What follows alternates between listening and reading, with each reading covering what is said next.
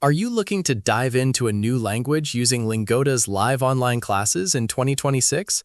Before you sign up, there is something important you need to know. Today, we wanted to take you step by step through the platform, but during our hands-on research, we ran into a major roadblock. The Lingoda website is currently throwing a 403 forbidden error via CloudFront, meaning the servers are temporarily blocking access due to configuration issues or high traffic. On top of that, verified independent user reviews for the platform are currently unavailable in our database, meaning we can't honestly tell you how real students feel about the service right now. Because we refuse to make up fake features or guess at pricing, we want to ask you, have you been able to access Lingoda recently, or are you getting the same connection error? If you've used their live classes lately, drop a comment below and let us know if it's worth the wait. Make sure to hit that subscribe button, and we will post a fully updated tutorial as soon as the platform servers are back online and accessible.